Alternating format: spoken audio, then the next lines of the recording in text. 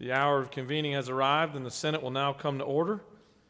At this time, I'd ask that all unauthorized persons exit our great chamber. Chair recognizes the obviously well-rested senator from the 53rd. Mr. President, it's a great day. It's beautiful outside and inside. We cherish your leadership, and I know that we're going to have a great day here in the Senate chambers. A couple of things in history. The Congress approves the building of the Lincoln Memorial today in 1867. That was built from the granite from Stone Mountain, most of it. And also, today is Piano Day. That's why I'll be playing an ensemble outside in a little while. And we want to also remember our Vietnam Veterans Day, and we welcome home all of our veterans and thank them for their great service. The journal's been read and found to be correct, Mr. President. Thank you, Senator. Is there objection to dispensing with the reading of the journal? The chair hears none, and the reading of the journal is dispensed with. Is there objection to the confirmation of the journal? The chair hears none, and the journal is confirmed. All senators who have bills and resolutions, please bring them up here to the Secretary's desk. Mr. Secretary, first reading of Senate bills and resolutions, please.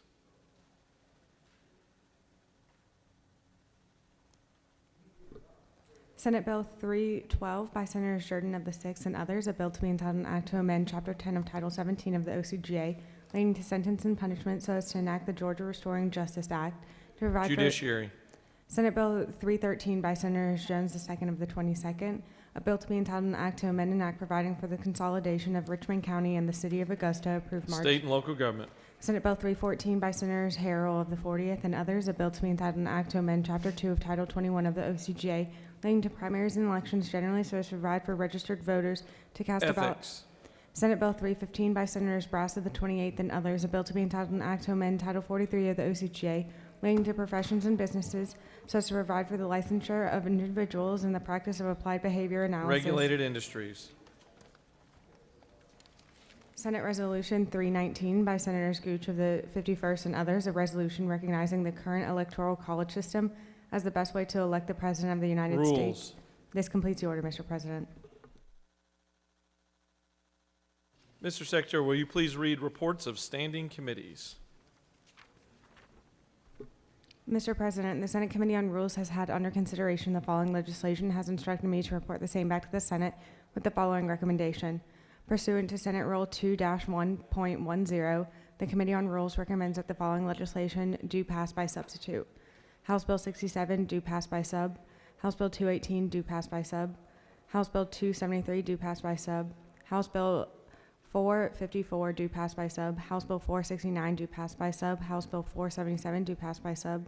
House Bill 317 do pass by sub. Respectfully submitted, Senator Mullis of the 53rd District, Chairman. Mr. President, the Senate Committee on Rules has had under consideration the following legislation, has instructed me to report the same back to the Senate with the following recommendation. Senate Resolution 76 do pass. Senate Resolution 129 do pass. Senate Resolution 150 do pass. Senate Resolution 151 do pass. Senate Resolution 167 do pass. Senate Resolution 177 do pass.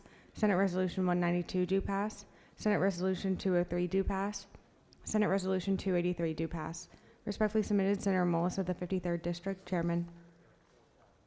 Mr. President, the Senate Committee on State and Local Governmental Operations has had under consideration the following legislation, has instructed me to report the same back to the Senate with the following recommendation. Senate Bill 284 do pass by substitute.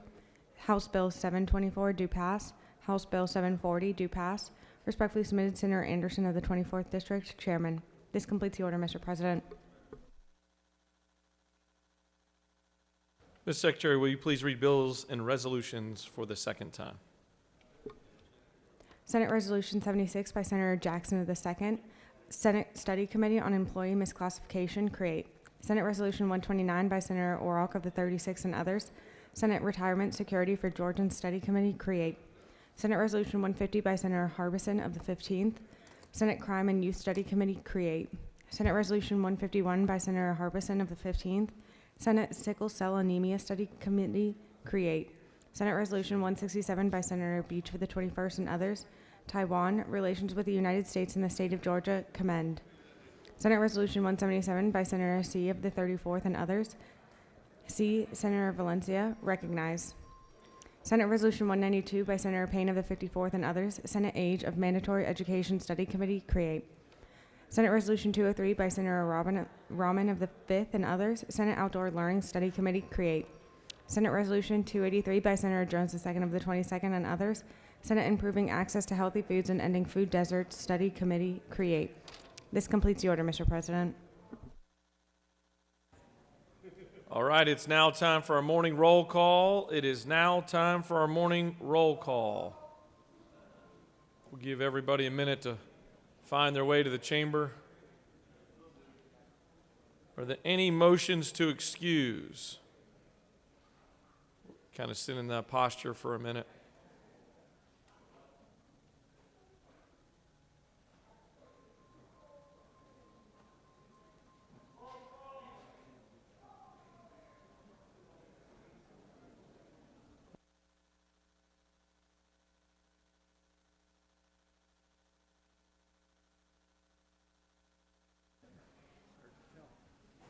Now time for morning roll call.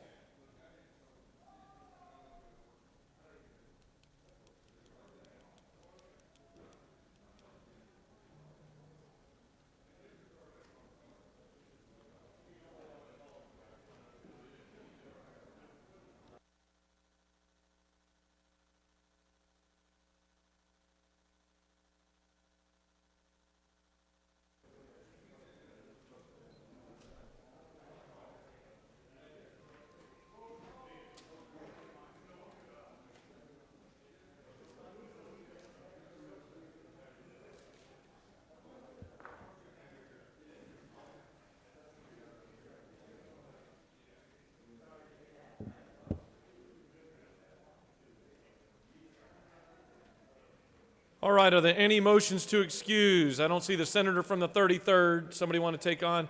Chair recognizes the senator from the 34th. I'd like to excuse the senator from the 33rd, from the 35th, from the 38th, the 55th, the 42nd. Who else I see ain't here? 43rd. I got him. Anybody else? 26. Mr. President, can we just excuse roll call?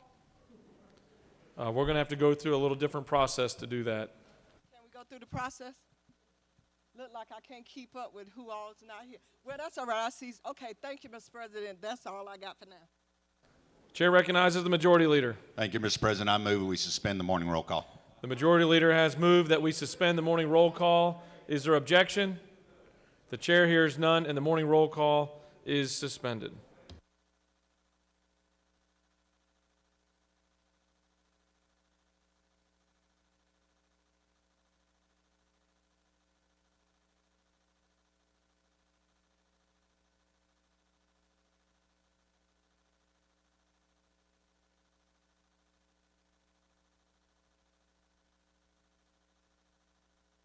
All right, it's now time for a morning devotional.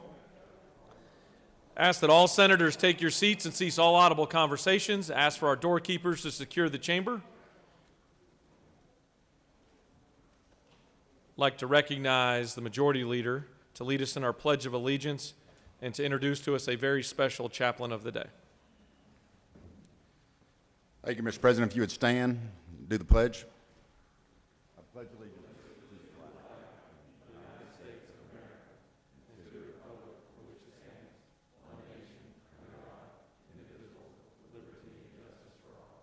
Georgia flag. I pledge allegiance to the Georgia flag, to the principles for which it stands, wisdom, justice, and moderation.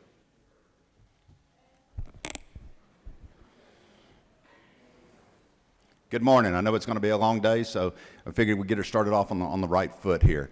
You ever met one of those people, and the first day you met them, you feel like you've known them your entire life? Well, that's the way I feel about our pastor of the day today. I watched him at the University of West Georgia where as a student, he got a degree in accounting and one in marketing while playing football for the West Georgia Wolves out there. He was ended his career as a second-team All-American and honorable mention for the All-Decade team. So he had an accomplished football career while he was there. But the thing that was most important to him, and I watched it grow, was the strength of his faith. where I made some different decisions when I was a student. Our pastor today took a different route. He grew stronger in his faith and ended up leading him into the ministry after his collegiate career was over with. And then he found the love of his life, his beautiful wife, Sarah, who also shares that same passion. And so they've been with an organization called Campus Outreach for the last few years at West Georgia. And now in a few months, they are moving to Birmingham, England to take over a campus there to continue their ministry at the collegiate level. So if you would join me in welcoming our pastor of the day and my son, Bo Dugan. Good morning, Senators. How are y'all? I was told I had an hour, right? Is that correct? Or no, a little bit shorter than that? No, it really is an honor to come and speak with you guys this morning. I'll be quick. I heard you guys got a busy day today. If you want to follow along, I'll be in Matthew. And reading from Matthew 5, verses 43 through 48. And this is Jesus in the Sermon on the Mount, and he says, "You have heard that it was said, 'Love your neighbor and hate your enemy.' But I tell you, love your enemies and pray for those who persecute you, that you may be children of your Father in heaven. He causes his sun to rise on the evil and the good, and sends rain on the righteous and the unrighteous. If you love those who love you, what reward will you get? Are not even the tax collectors doing that? And if you greet only your own people, what are you doing more than others? Do not even the pagans do that? Be perfect, therefore, as your heavenly Father is perfect." The word enemy, I think a lot of the times, has kind of lost its connotation and its meaning in our context. I think it's loosely used, and so verses like this have lost their weight on us. I think when we think of enemies, we might think of like that childhood rival or classmate that always seemed to beat us in everything, or maybe our alma mater's rival. We even use words like rival or opponent and don't think about enemy because it seems too harsh. But what is an enemy? An enemy, just by definition, is a person who is actively opposed or hostile to someone or something. And in this passage, Jesus makes no question about whether we have enemies or not.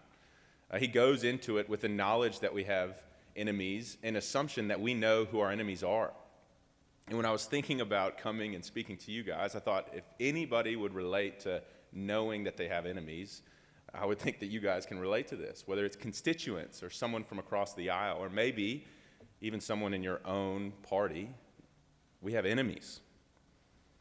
And over the past few years, the political climate in our country has become more and more polarizing. But the fact of the matter that makes this passage so hard is not that it's just we have enemies, but Jesus calls us to love our enemies. And he calls us to love them perfectly. Not just love those who look like us, who act like us, who vote like us, but the very people who are hostile and opposed to us. Jesus calls us to love them and love them perfectly.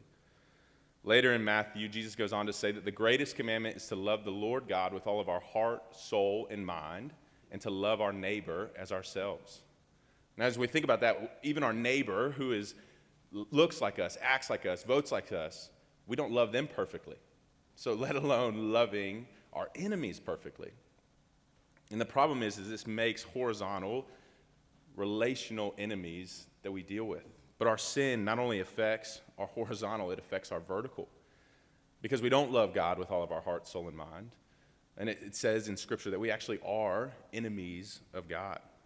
Now think about what the word enemy, we said it meant. It means actively opposed or hostile against. And that seems too harsh. It might seem too harsh for me to come in this Monday morning and say we are enemies of God. But all throughout Scripture, this is true. In Isaiah 53:6, it says we are like sheep who have gone astray to our own way. In Romans 3, it says no one seeks God. Ephesians 2 says that we're dead in our sin and actively seeking everything else except for God. Colossians 1 and Romans 5 both explicitly say that we are enemies of God, that we are not only too weak to get to God, but our very nature doesn't even want to. Now, this is scandalous. This is offensive. There's no way this can be true. Haven't we been good enough to get to God? Haven't we been good enough to be right with God? The truth is that we are this bad. It's actually much worse than what we could ever imagine, in that we don't love God with all our heart, soul, and mind, and we don't obey him, Romans says we can't. Our sin has caused a separation from God that we can't mend and a gap that we can't cross. So it's a lot of bad news, but the beautiful thing of the gospel and the thing that makes Christianity different from every other world religion is that it doesn't say, okay, but we must muster up enough strength, we must do enough good to get right with God.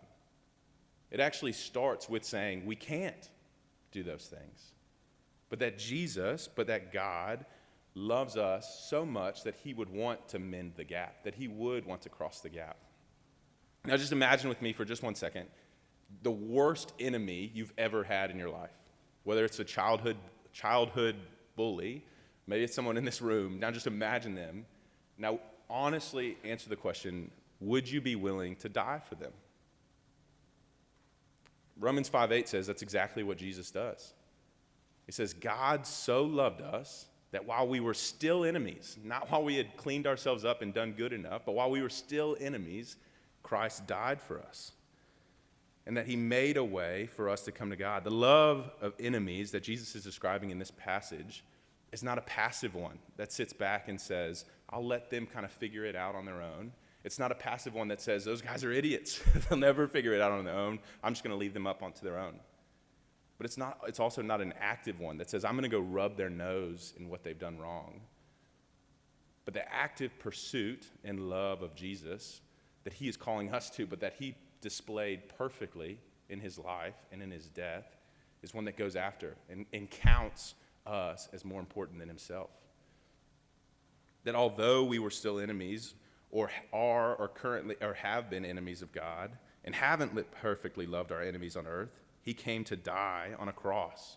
Think about this weekend, Easter, to die on a cross and to be raised from the dead, to restore both our relationship with God, but also to restore and redeem our relationships with men and women. And all of this can only come from turning away from ourselves, not trusting in our own abilities, turning away from our righteousness, and turning to Christ, and turning to his righteousness, and turning and trusting in what he has done on the cross. So final thought to close on, have you truly ever experienced this redemptive, transformative love of Christ?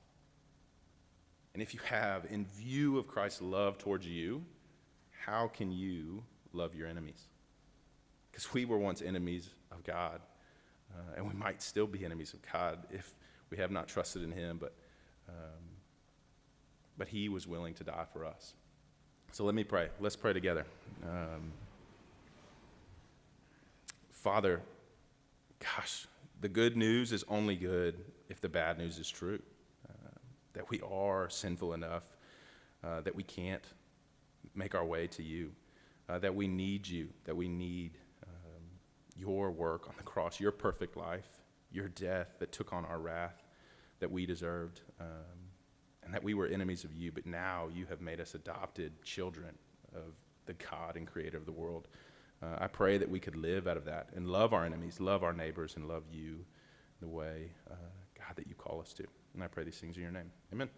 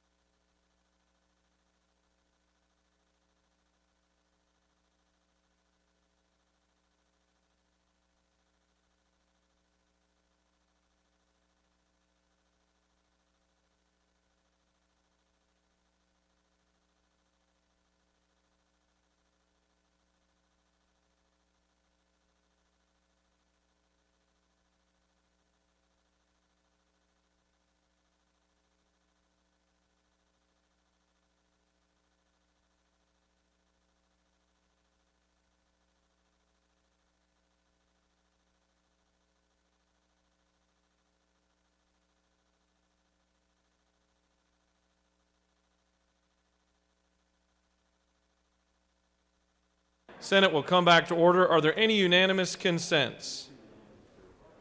The chair sees none. Does any senator wish to rise on a point of personal privilege? Chair recognizes the senator from the 40th for a point of personal privilege.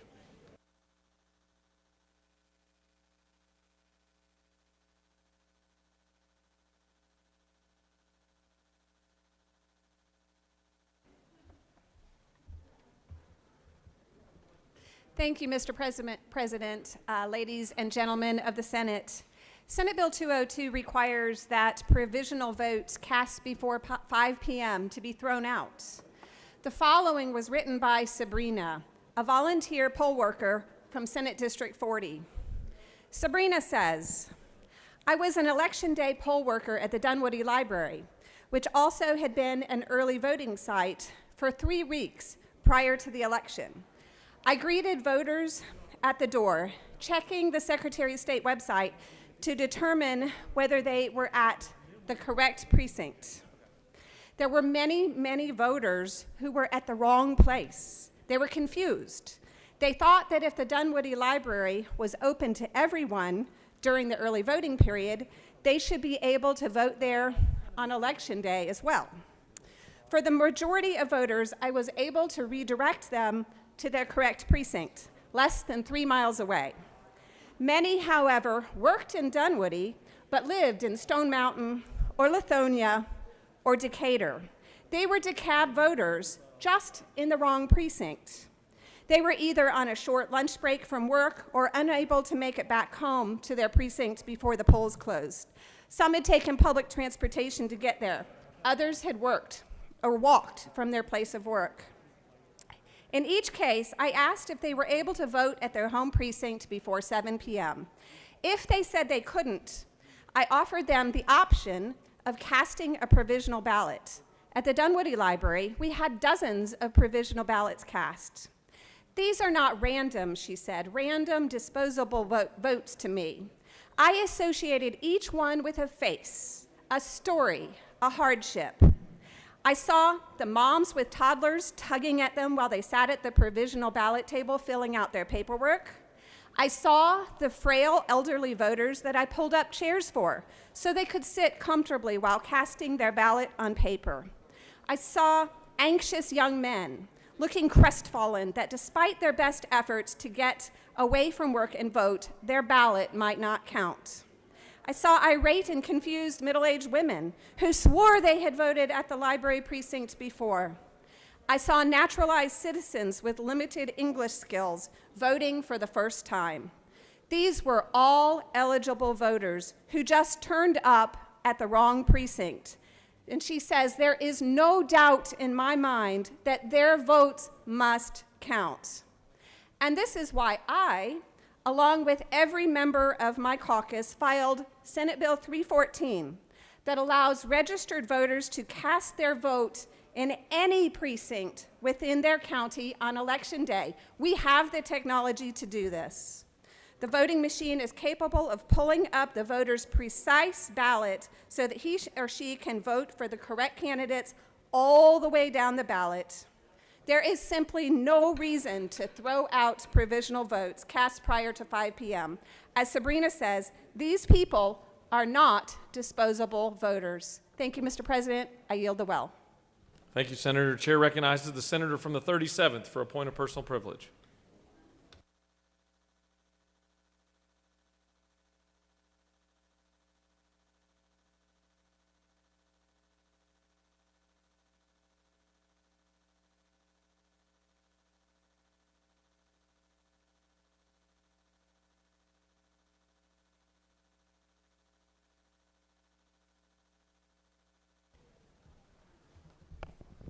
Thank you, Mr. President, members of the Senate. I want to draw your attention this morning to one of the privileged resolutions, Senate Resolution 320, the honors of life and work of Mr. Randall K. Redding. Randall was a young man that was raised in humble means. He went to Auburn University, worked in the construction industry. A lot of people have done the same thing, but it's Randall's life as an adult that sets him apart. He was an early follower of Jesus Christ. He started RK Rating Construction Company and was a leader in the construction field. He was in business for himself over 30 years. He was very active in the Associated General Contractors. Randall was also very involved in his community. His generosity is unsurpassed. I worked with Randall in the workforce development programs, and he was very influential in the adoption of the student aptitude testing that we put in place several years ago. Not only that, Randall was a very, very strongly devoted family man, husband, father, grandfather. He was truly a Southern gentleman, and he was one of the kindest, most caring people I've ever known. And it's my privilege and pleasure today to honor the life and incredible work of Randall K. Redding. Thank you so much. Thank you, Senator. Chair recognizes the senator from the 36th for a point of personal privilege.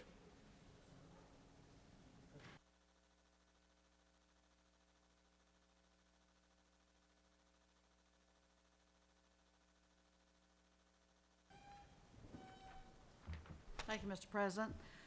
Good morning, colleagues. As we concluded our business here in the Senate on last week, our final day,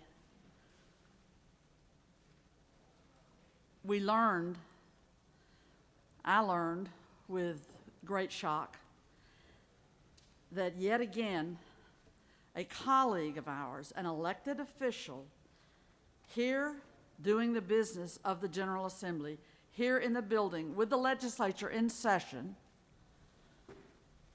was locked up, was put in wrist ties, and taken out of the building, put in a patrol car of the Georgia State Patrol, and taken downtown and booked. And charged with felonies. And anybody who cares to look can see quite clearly what was the onerous sin of Park Cannon. I'm here today to stand for Park Cannon, to stand for State Representative Park Cannon, and to deplore the treatment that she received at the hands of the Georgia State Troopers. Hope you've seen the video. The rest of the world has seen it. Georgia has made news again. At the very moment of signing Senate Bill 202, which inarguably limits access to the ballot in Georgia, and deliberately does so. At that very time that news is sweeping across the land, a state representative, a young African-American woman, a leader in her community, elected in landslide elections, known for her fortitude, her straightforwardness, her courage, her ability to speak truth to power, and her willingness to do that. Did you see the video that the rest of the world saw? She tapped on the door of the governor's office where the signing of the bill was taking place with none of the public there, 3 handpicked legislators from each side of the chamber. She tapped on that door. It was such a delicate tap. She put some hand sanitizer on. She spoke with a policeman. That's right. It was delicate. It was delicate. And I'll tell you what, it's not the first time it's happened, because I deplored what happened to Nikema Williams. When you seize black female legislators and lock them up and charge them with felonies, it's like going back so far in time. It's the old South writ large, in my opinion. And if you don't speak up when something like this happens, I don't know what to say for us. It is. I know a white guy that waved a gun in the well of the house. Did they lock him up? No, they did not.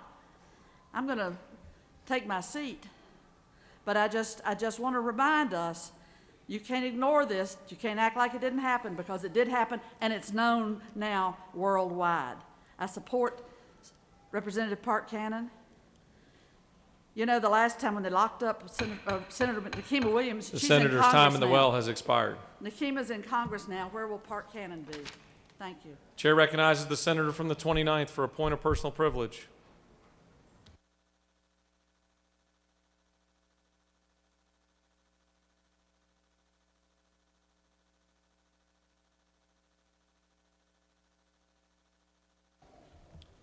Thank you, Mr. President.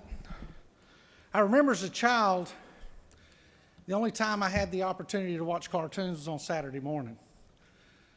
I guess it was because I was born in 1962, where now there's channels that play them 24 hours a day.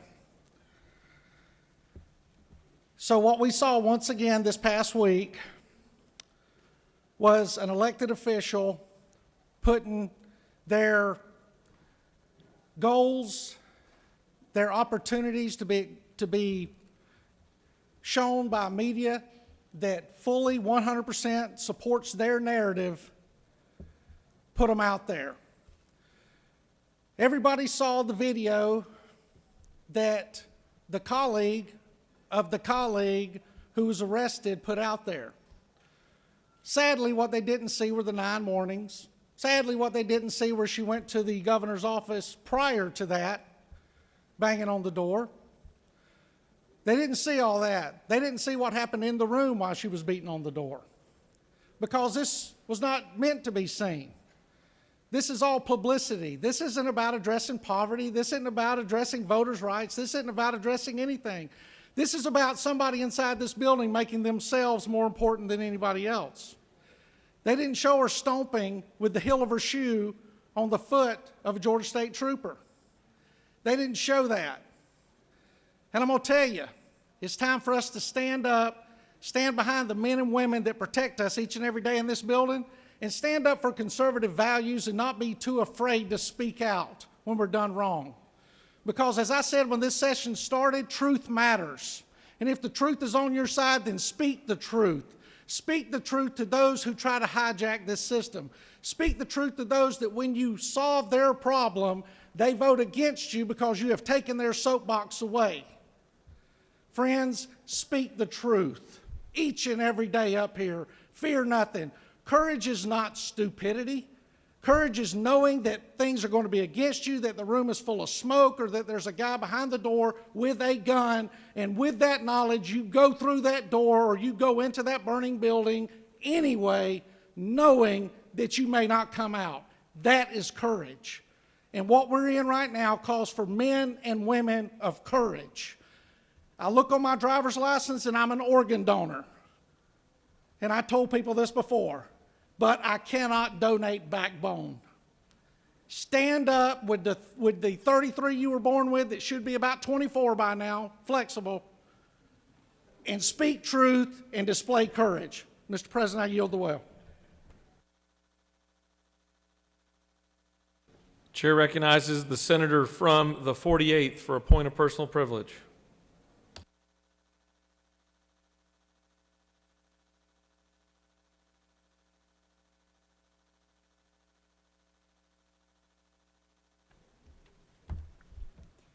Thank you, Mr. President. This past Friday, I had the sad honor of attending the funeral of Ms. Xiaojie Tan, who was a successful business owner who was murdered in the mass shooting that took place on Tuesday, March 16th. Ms. Tan was the embodiment of the American dream. She was an immigrant who worked and strove, and she saved and parlayed her sweat and talent into a thriving business before she was gunned down days before her 50th birthday in the spa she owned just outside Atlanta.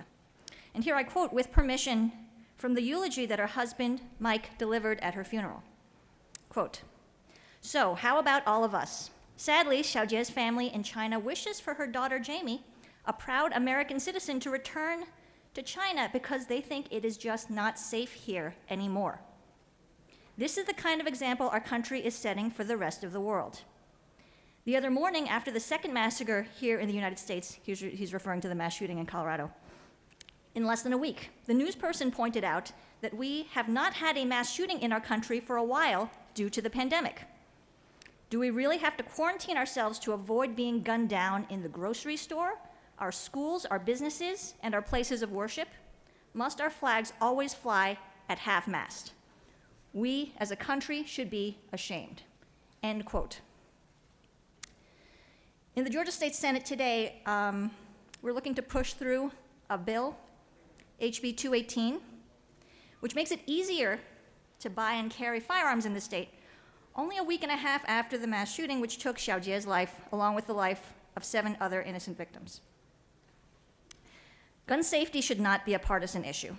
Gun safety is a public health issue. Imagine a different public health risk which affected 300 people per day. Imagine that public health risk affected 3,600 children and teens annually. Imagine that public health risk had a 30% fatality rate. And imagine year after year after year doing nothing about it. But we don't really have to imagine this, do we? Because this is how we regard the epidemic of gun violence in America. So no large public health issue has just one cause or one manifestation or one easy fix, but we do owe it to our communities to start trying. So what I would like to see is support of common sense gun safety measures.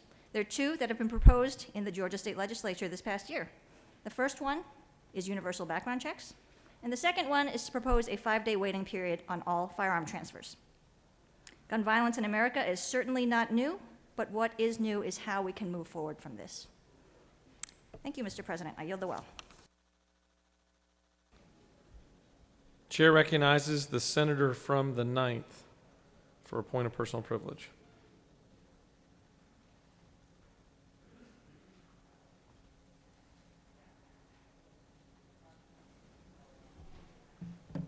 Good morning. I just want to respond to what has been said today in regards to Representative Cannon being arrested. I think what happened on Thursday was a disgrace. I think that that bill was signed behind closed doors for a reason, under a racist painting, by the way, that many didn't know until after, and everybody started analyzing the picture. All you had was a representative, an elected official, going up, knocking on the door of another elected official to ask a question about your lack of transparency with signing this bill. How I understand it, tradition is for him to sign bills publicly. But the fact that it was done undercover, behind closed doors, tells me that there was shame about this bill, that you knew it was going to be a problem. You know, we're disenfranchising voters, and if you don't like being called a racist or Jim Crow, then stop acting like one. Stop passing bills and legislation that furthers that narrative. Some of you are going to pay dearly with your seats for putting your name on HB 202. And I take great offense that part of my bill was ripped to put into that bill, and I did not agree.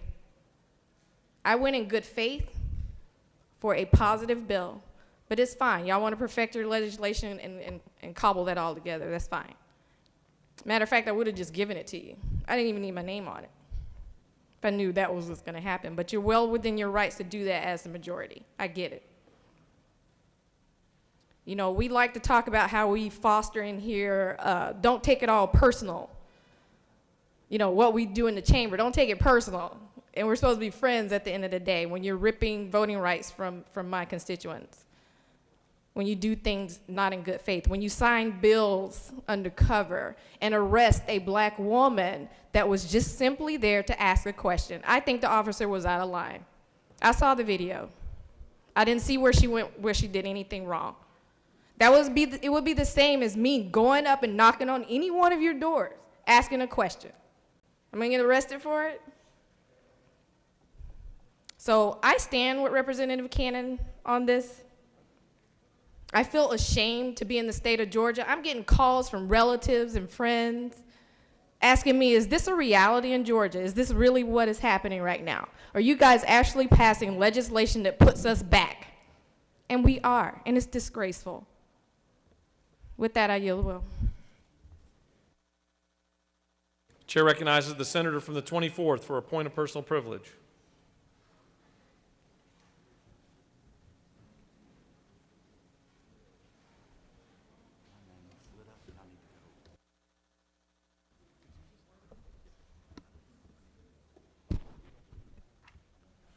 Thank you, Mr. President.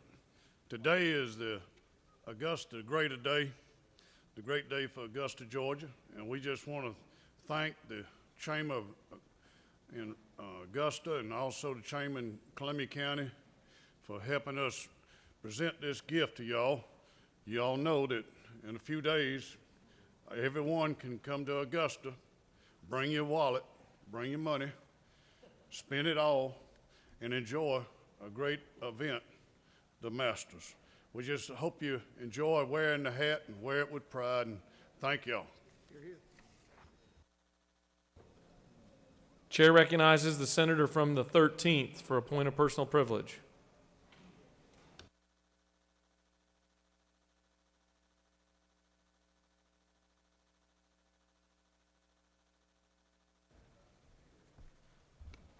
Thank you, Mr. President. You know, the moment mass shootings start up in America is the moment we all of a sudden hear from our Democrat colleagues, gun control, gun control, gun control, gun control. We don't hear anything about mental illness. We don't hear anything about deranged people who are just full of hate that would kill with any weapon available, whether it's a pressure cooker, whether it's a knife, whether it's a dadgum truck running over people in a crowd, no matter what it is, hate will find a way. Hate will find a way. In my opinion, gun safety should be taught in every school. You'd probably have a lot less issues if gun control was taught in every school. You know, the gun control issue was settled in 1791. We settled that issue about gun control. You know, making good people helpless won't make bad people harmless. And that's something we need to remember. The mass shootings are simply a sign of mental illness and pure hatred. And I implore you not to go down that road of gun control, gun control, gun control. All it's going to do is make this side swell up and this side swell up, and you're never going to reach a sensible legislation that could even work if you had one. The bottom line of it is if gun controls were taken away, people will still find a way to kill and be hateful and do what they do. It was a hate crime, not a gun crime. Let's don't go down the gun control road. I implore you, please, colleagues. Mr. President, I yield the will. Chair recognizes the majority leader for a point of personal privilege.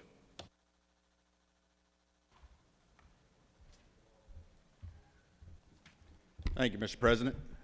I'm going to start by saying I love my enemy. Increasing the number of days eligible to vote and codifying it is not Jim Crow. Codifying drop boxes for the first time in our state's history and allowing them to persist is not Jim Crow. Letting people distribute food and water as long as they are 25 feet away from the line is not Jim Crow. Saying the mistruth over and over and over again about photo IDs being a requirement when you know darn well, and some of y'all were people that were in the committee where it was specifically said that is not a requirement, but when you say that, that is not only misleading, it is a lie to our constituency. This is not Jim Crow. Nobody is getting lynched for going to vote. Matter of fact, we don't want 60% to vote. We want 100%.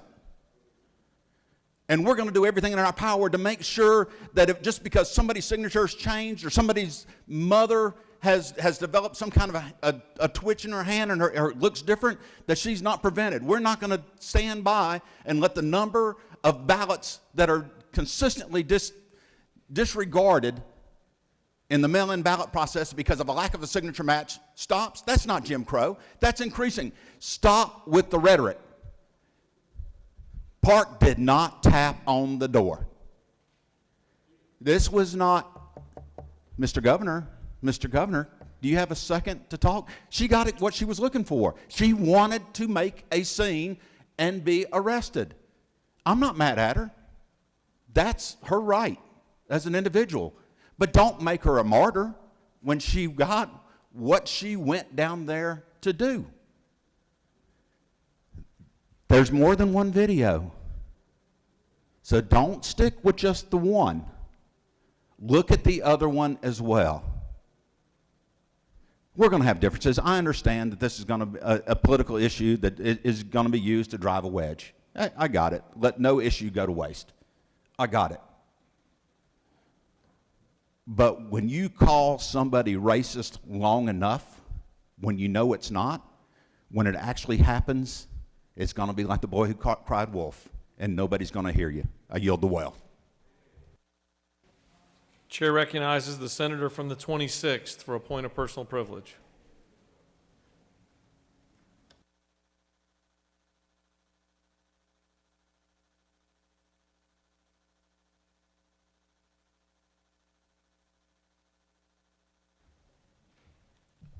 Thank you, Mr. President. I hadn't intended to come down here, but I keep hearing all this malarkey. First of all, you know the lie was told by Trump. And y'all are falling into it, talking about the elections.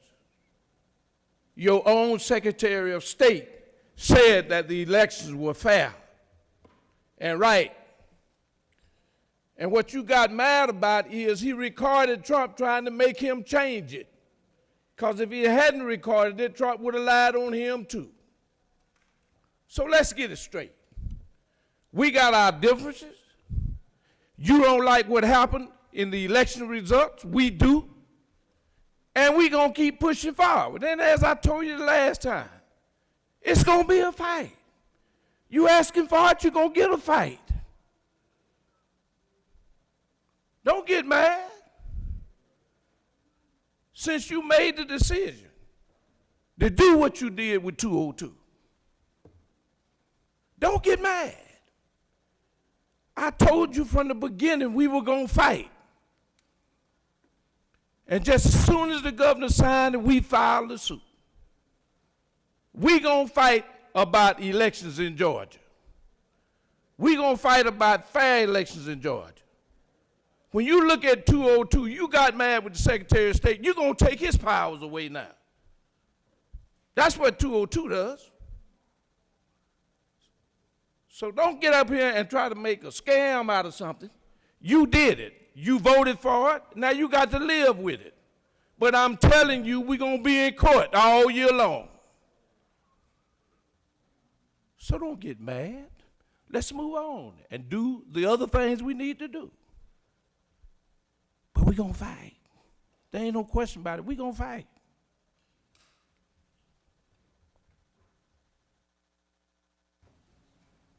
Chair recognizes the senator from the 28th for a point of personal privilege, and Chair would personally like to thank you for your hard work over the last few days in your district. We've all paid attention and watched the devastation from the storms, and really appreciate the continued updates, and Chair would like to recognize you for a point of personal privilege.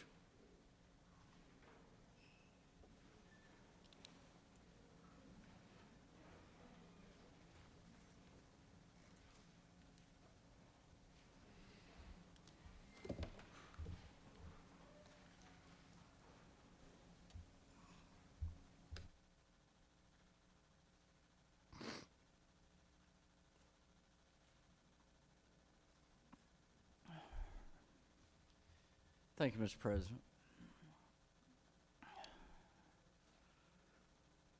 I'm not down here, colleagues. I don't want to talk about Senate Bill 202. I don't want to talk about elections.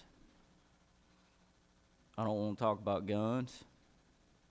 I want to talk about people. I want to talk about real people. And I'm emotional today because I know that reality is setting in today for thousands of people that have lost their homes, they've lost their valuables, they've lost pieces of their lives.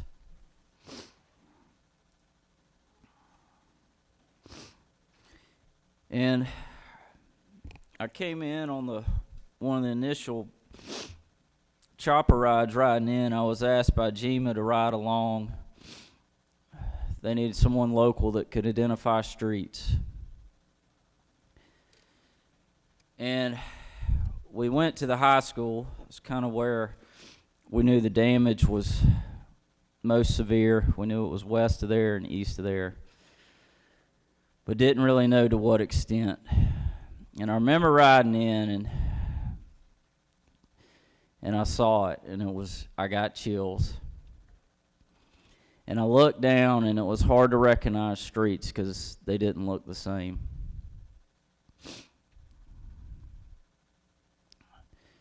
And then the emotion set in because those homes were my friends' homes.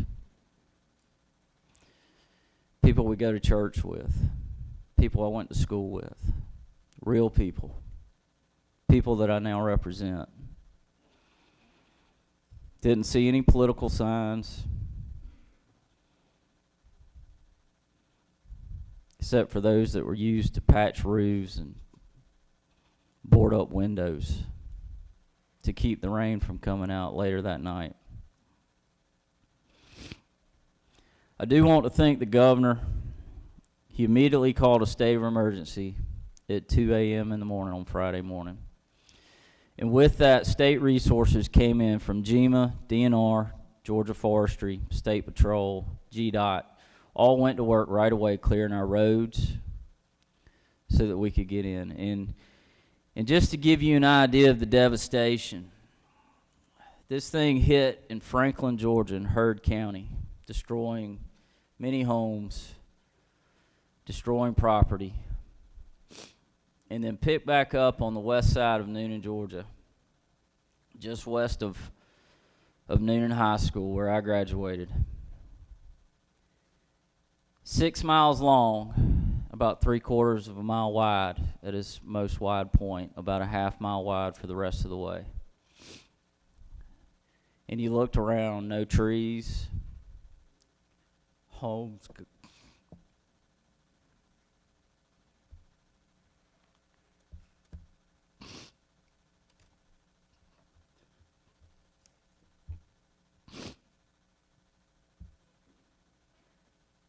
Homes gone. And by the grace of God, we only had one death. And it was a heart attack. They couldn't get to him in time. We only had 10 people in the hospital, 9 of which were released within several hours. Real people. And then the work began. We saw linemen coming in from all over the state to restore power, to get trees off of power lines. We saw tree crews getting trees off houses, out of yards. Volunteer organization and churches. Thank you. Volunteer organizations and churches from the community, from our state, from all over the Southeast, along with private companies, local restaurants, large and small, all stepping up to do what they could, delivering food, delivering supplies. And then we saw citizens from all over our community. We saw kids from rival high schools showing up to help out their fellow students, help out their fellow families. That's what it's about to be a Georgian. Coming together in a time of crisis and helping out our fellow neighbors. The senator from the 12th standing beside me called me on Friday, and many of y'all called me as well. But I know the senator from the 12th had already been through this as we saw Hurricane Michael rip through southwest Georgia. And she gave me advice on what to do as a legislator and how to use my skills to help my community, and that's what I tried to do. Tried to stay out of the way, number one, but also jump in where I could to help, and I hope I was a help. And we got a long way to go. And so, members, I'm going to ask for your help. There's things that we can do to, we we sent money to Southwest Georgia, and I'm going to ask for the same. I'll be working with the governor's office on seeking whatever help we can. Whether it's $1 or millions of dollars, we're going to take whatever we can get. And I'll ask for your moral support, may ask for a little financial support, but most of all, I ask for your prayers. These people need it. So with that, I'll ask that we have a moment of silence for all those that lost something. Senators asked us to rise and offer a moment of silence. And I ask that you keep in mind the many men and women that are coming to our aid, that are coming to our help, that they stay safe.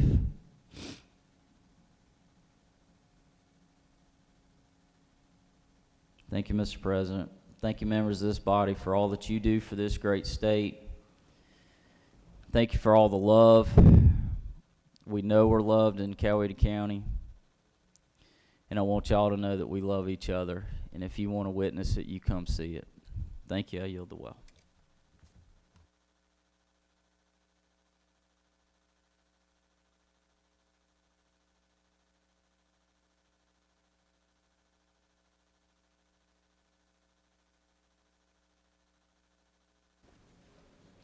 You've got a consent calendar of privileged resolutions before you. Does any senator wish to remove a resolution from the consent calendar?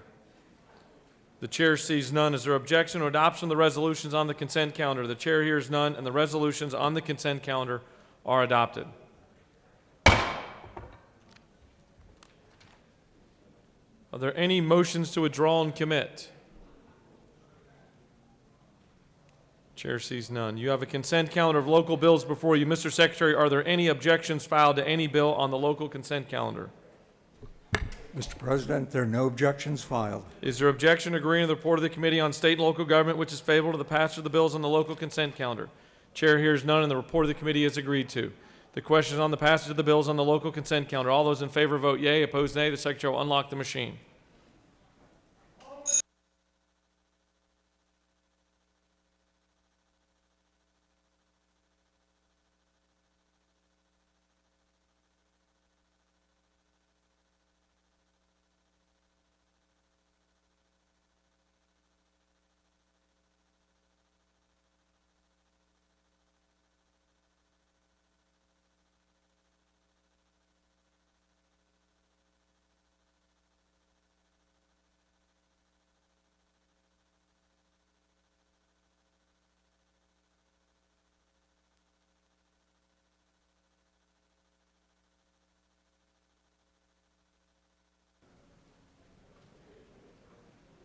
Have all senators voted?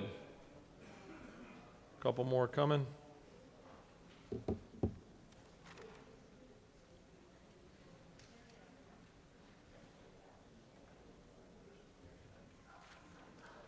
Have all senators voted? Hallway looks clear.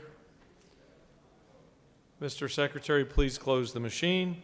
On the passage of the bills on the local consent calendar, the yeas are 51, the nays are 0. And the bills, having received the requisite constitutional majority, are therefore passed.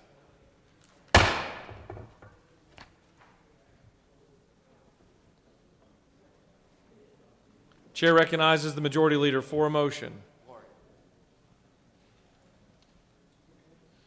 Mr. President, I ask unanimous consent that the following bills be engrossed. House Bill 32, House Bill 282, House Bill 317, House Bill 477, House Bill 517, House Bill 587. The majority leader has asked for unanimous consent for House Bills 32, 282, 317, 477, 517, and 587 to be engrossed. Is there objection? There is objection. The majority leader waives. Would the minority leader like to speak to her objection? She waives. All those in favor of engrossing the previously mentioned bills, vote yea. Opposed, nay. The Secretary will unlock the machine.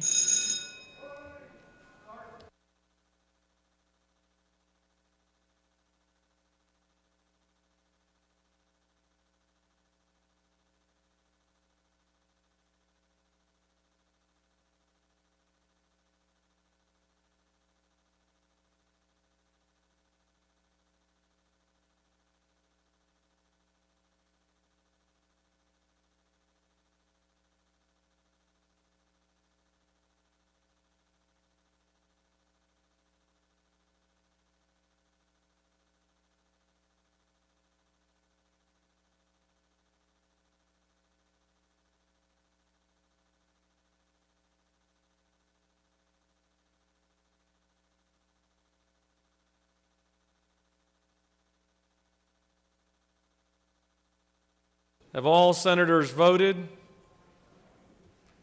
Have all senators voted? Mr. Secretary, please close the machine. On the passage of the motion, the yeas are 36 and the nays are 16. And House Bills 32, 282, 317, 477, 517, 587 have been engrossed. We're now going to move on to the rules calendar. For what purpose does the senator from the 43rd rise? I ask for unanimous, I'm sorry, parliamentary inquiry. State your inquiry. I ask for unanimous consent to excuse the senator from the 39th. Without objection, the senator from the 39th is excused. Mr. Secretary, can you please read the caption of House Bill 509?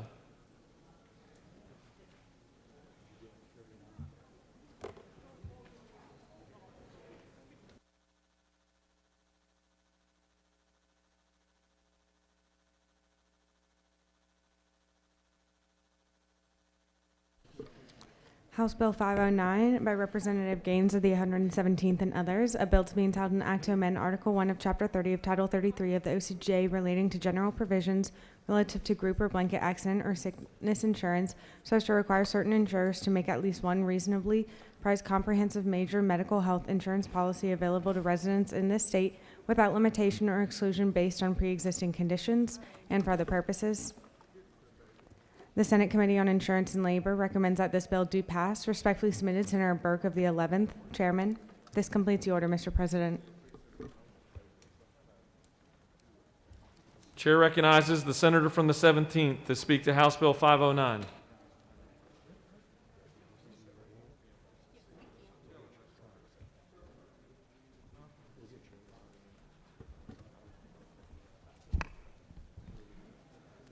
Thank you, Mr. President. Members of the Senate, I bring to you House Bill 509.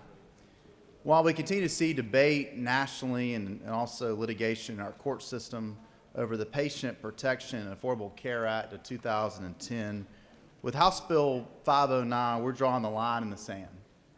And we're saying that no matter what happens with that act, we're going to make sure that in Georgia we have affordable, comprehensive medical insurance policies. And these policies will include coverage for pre-existing medical conditions. While our friends in D.C. continue to argue about how best to address access to care on a federal level, we in Georgia will know our citizens can at least count on these basic protections.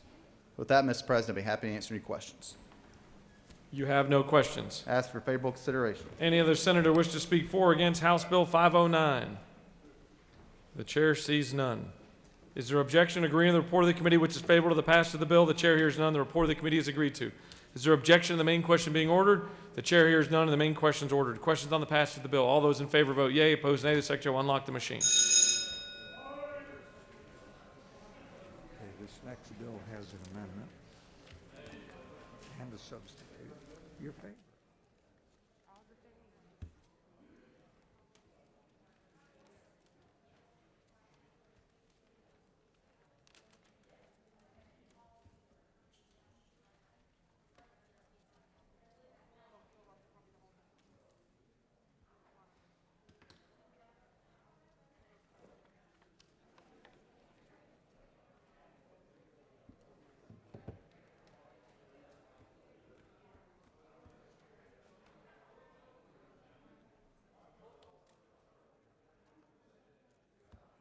Uninsured motorist coverage.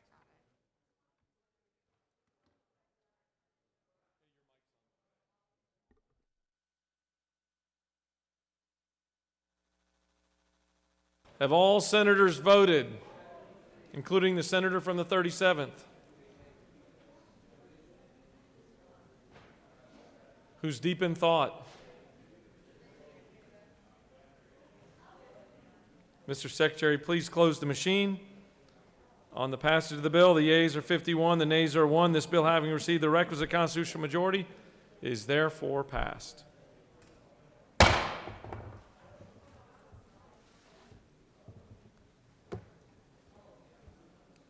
Mr. Secretary, can you please read the caption of House Bill 714?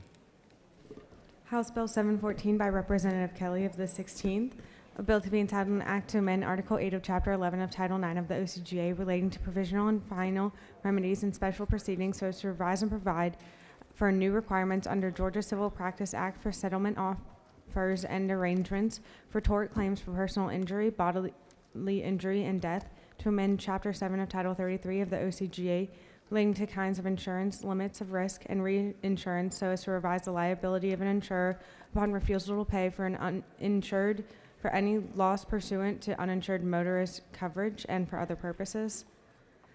The Senate Committee on Insurance and Labor recommends that this bill do pass by substitute. Respectfully submitted, Senator Burke of the 11th. Chairman.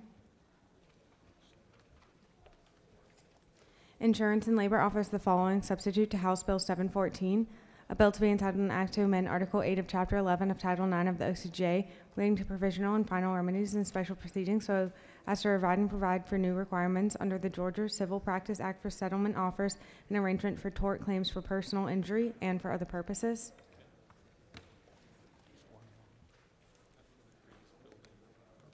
Senator Perrin of the 42nd and others offer the following Amendment 1 to amend the substitute to House Bill 714 by replacing line 8 with the following: policies to revise a penalty to amend an act known as the Metropolitan Atlanta Rapid Transit Authority Act of 1965, approved March 10, 1965, as amended so as to provide for venue for actions against the authority or relative to revenue bonds, to provide for related matters, to provide for applicability, and for other purposes.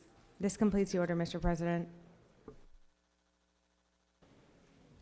Chair recognizes the senator from the 18th to speak to the measure and the amendment that he's co-signed.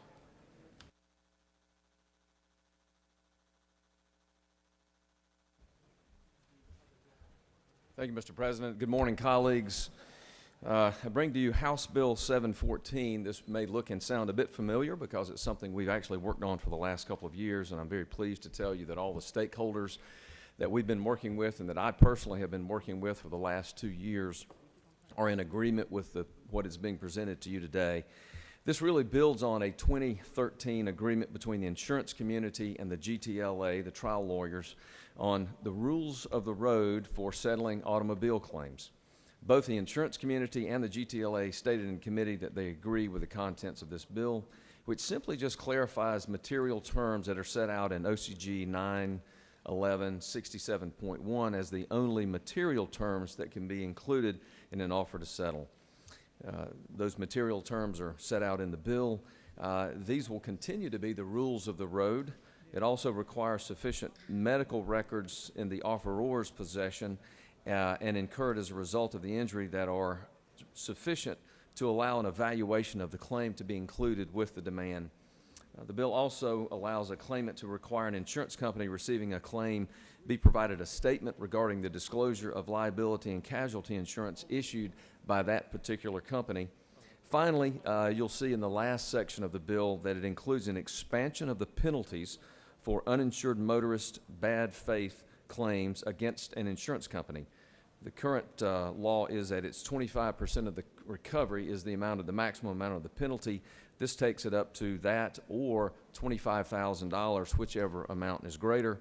The parties are still free to settle their claims in any manner they see fit in the existing statute, and this bill are only to prevent the gotcha moments that you probably heard us talking about last year, that you may have heard about in committee. It doesn't impact or diminish the ability to bring a bad faith failure to settle claims in appropriate circumstances. So I offer that for your consideration. There is an amendment, and I will speak briefly, and it may be that the senator from the 42nd wishes to speak as well. I'm fine with the amendment. It simply allows and adds the State Court of Fulton County in addition to the currently designated Superior Court of Fulton County to be able to hold hearings with regard to the issuance of bonds under the subject act. So with that, Mr. President, I'll be happy to answer any questions or yield the well. I know Chair recognizes the senator from the 26th with a question.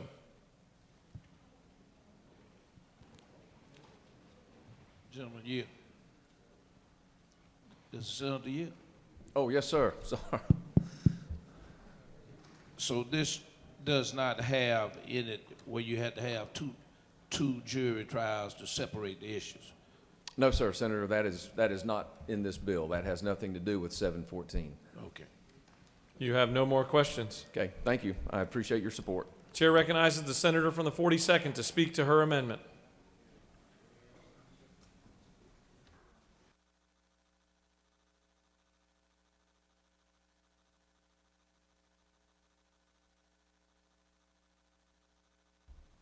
Thank you, Mr. President. As the senator from the 18th said, the amendment is something requested by the MARTA Oversight Committee. And it simply allows litigants to file claims in state court in addition to Superior Court, which is already permitted, where the calendars move more quickly. And it so happens as well that claims are not infrequently filed in the wrong court. So then there's the hassle from the judges to move the claims over to the right court, which delays the hearing of the matter. So I'm happy to answer any questions about this or yield the well. You have no questions. Thank you, Mr. President. I ask for your favorable consideration on Amendment 1 and the bill. Thank you. Does any other senator wish to speak for or against House Bill 714 or Amendment number 1? The chair sees none. We'll first take up Amendment number 1. Is there objection to adoption of Amendment number 1? The chair hears none, and Amendment number 1 is adopted. Now the questions on the adoption of the committee substitute as amended. Is there objection to the adoption of the committee sub as amended? Chair hears none. The committee substitute as amended is adopted. Is there objection to agreeing to the report of the committee which is favorable to the passage of the bill? The chair hears none. The report of the committee is agreed to. Is there objection to the main question being ordered? The chair hears none. The main question is ordered. Questions on the passage of the bill by substitute. All those in favor vote yea. Opposed nay. The secretary will unlock the machine.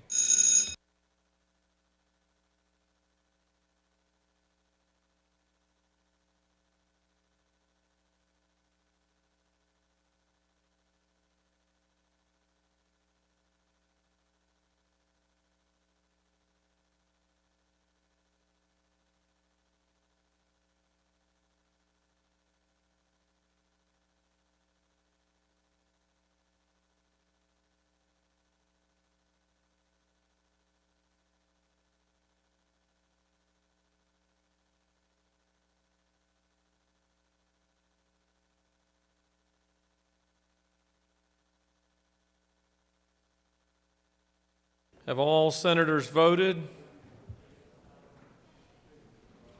Mr. Secretary, please close the machine. On the passage of the bill, the yeas are 52, the nays are 1. This bill, having received the requisite constitutional majority, is therefore passed by substitute.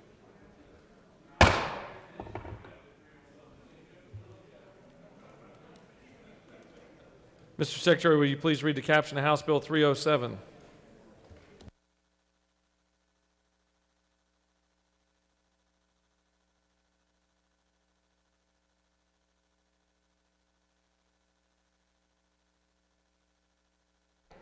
House Bill 307 by Representative Cooper of the 43rd and others, a bill to be entitled an act to amend Article 1 of Chapter 24 of Title 33 of the OCGA relating to insurance generally so as to revise the Georgia Telehealth Act, to revise definitions, to authorize healthcare providers to provide telemedicine services from home and for other purposes. The Senate Committee on Health and Human Services recommends that this bill do pass by substitute. Respectfully submitted, Senator Watson of the 1st, Chairman. Health and Human Services offers the following substitute to House Bill 307, a bill to be entitled an act to amend Article 1 of Chapter 24 of Title 33 of the OCGA relating to insurance generally so as to revise the Georgia Telehealth Act, to revise definitions, to authorize healthcare providers to provide telemedicine services from home and for other purposes. This completes the order, Mr. President. Chair recognizes the senator from the 32nd to speak to House Bill 307.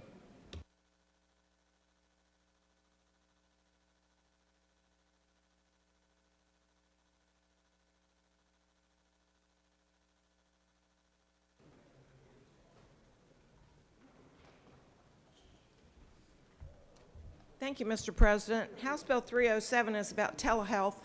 We've got a pretty robust telemedicine law, but this is going to help people that are having mental health issues. And you have a letter on your desk from the Georgia Chamber that supports the bill. Today, as a result of the pandemic, we have a serious mental health crisis. We're seeing a rise in depression, anxiety, substance abuse, and suicide. This bill is about ensuring easier access for our most vulnerable citizens to mental and behavioral health services. And this will help some of our most vulnerable citizens not be left out in the cold. House Bill 307 proposes a limited and tailored extension of insurance coverage that provides parity for mental and behavioral health care delivered by phone or telehealth and specific services, and it allows providers to render services from their homes and for Georgians to receive care when in their homes, schools, or workplace. This ensures that licensed mental health professionals are only a phone call away for many of our citizens with mental health issues. I'd be happy to answer any questions, and I'd appreciate your favorable consideration. You have no questions. Thank you. I yield the will. Does any other senator wish to speak for or against House Bill 307? The chair sees none. The question is on the adoption of the committee substitute. Is there objection to adoption of the committee substitute? Chair hears none, and the committee substitute is adopted. Is there objection to agreeing the report of the committee which is favorable to the passage of the bill? The chair hears none. The report of the committee is agreed to. Is there objection to the main question being ordered? The chair hears none. The main question is ordered. Questions on the passage of the bill by substitute. All those in favor vote yea. Opposed, nay. The secretary will unlock the machine.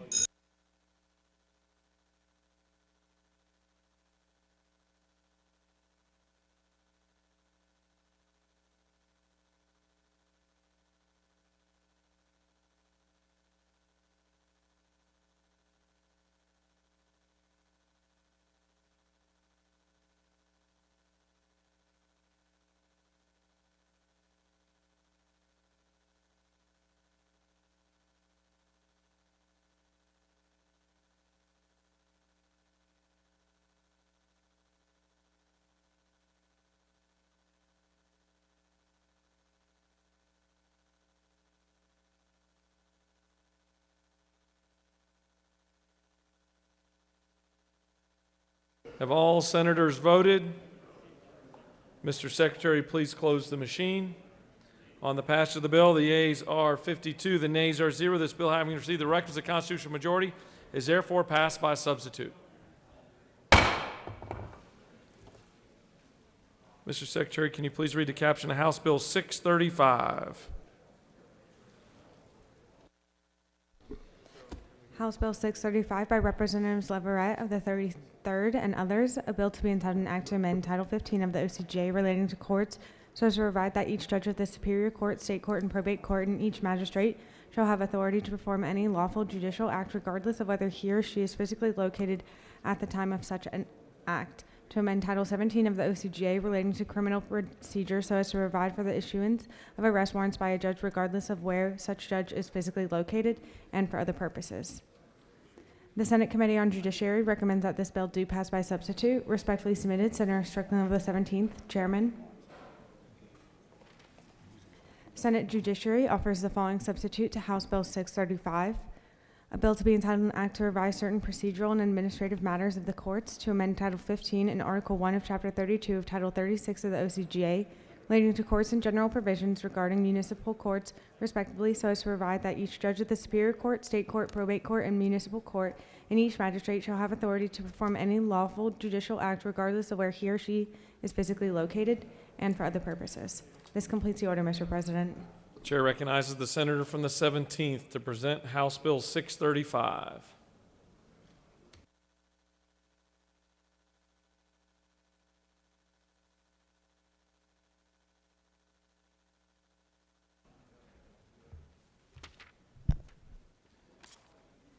Thank you, Mr. President. Members of the Senate, I bring to you House Bill 635. This bill is once again an effort to try to make sure we can get our criminal cases moving in our state and our court system. The Senate Judiciary Committee combined several recommendations from our judicial council for accomplishing this goal in this bill. Part 1 allows our judges to perform acts they can already legally, lawfully perform regardless of where they are location-wise. Part 2 allows our counties to select a different location for court where the current facilities are not practical.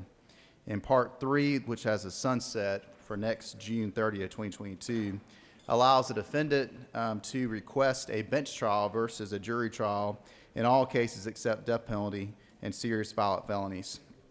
Finally, Section 4, which is also sunsetted for next June, allows for cases to move forward by accusation versus going through the grand jury process for cases other than serious violent felonies. With that, Mr. President, I'm happy to answer any questions. You have no questions. I ask for your vote yes on House Bill 635. Any other senator wish to speak for or against House Bill 635? The chair sees none. Questions on the adoption of the committee substitute. Is there objection to adoption of the committee substitute? Chair hears none, and the committee substitute is adopted.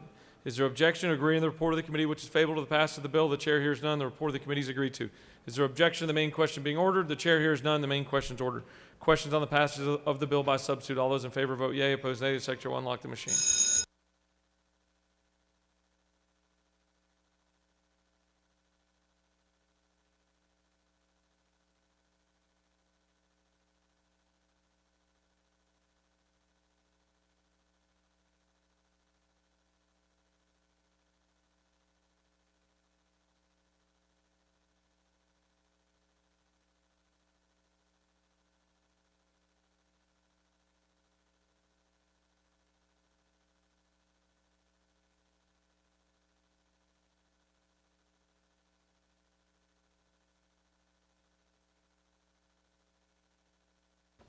Have all senators voted?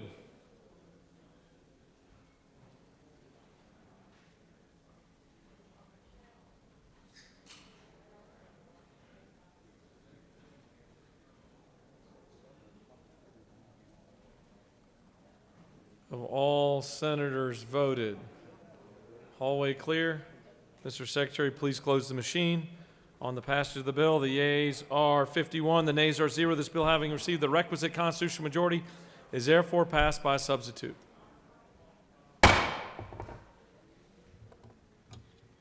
Mr. Secretary, can you please read the caption of House Bill 539? House Bill 539 by Representative Cooper of the 43rd, a bill to be entitled an act to amend Article 2 of Chapter 34 of Title 43 of the OCGA relating to the Medical Practice Act of the State of Georgia so as to revise provisions relating to institutional licenses and for other purposes. The Senate Committee on Health and Human Services recommends that this bill do pass by substitute. Respectfully submitted, Senator Watson I, Chairman.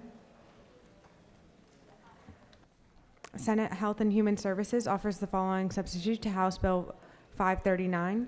A bill to be entitled an act to amend Chapter 11 of Title 9 of the OCGA relating to the Georgia Civil Practice Act so as to provide for separate trials for issues of liability and damages and actions for medical malpractice and for other purposes. This completes the order, Mr. President.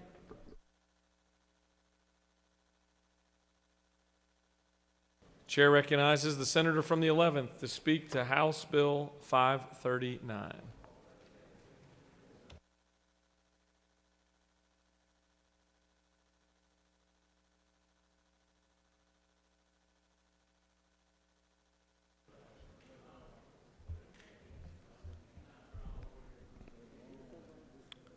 Thank you, Mr. President. I bring to you House Bill 539, and I want to explain how I interpret this bill with a little story. As most of you know, I practiced obstetrics in rural Georgia for almost 30 years. And frequently we were called to the hospital in the middle of the night to take care of people who didn't get any prenatal care. And just imagine this scenario. You've got a mom that's 26 weeks pregnant and she comes in hemorrhaging. They call me, we come in, and we do an emergency C-section. The baby's life is saved and the mama's life is saved. But fast forward 5 years, those babies are in a wheelchair because of sepsis. They're blind because they got too much oxygen during their newborn period. They have a colostomy because they got necrotizing enterocolitis in the NICU. And so they bring suit against the doctor who came in and delivered those babies that had no prenatal care. And those damages to those babies that was significant, severe, and lifelong is the basis for a huge judgment, even though that physician did nothing wrong in the care of that baby. That's what this bill is all about, is fairness to the physician, making sure they're on an even playing field when it comes to the legal system. This is about bifurcation and the ability of those emotional facts to be dealt with in the second phase of a single trial, and the judge does have the ability to consolidate the child if the facts suggest that he should. That's what this bill is about. Appreciate your favorable support, and this senator yields the well. Senator has yielded the well. Does any other senator wish to speak for or against House Bill 539? Chair recognizes the senator from the 17th.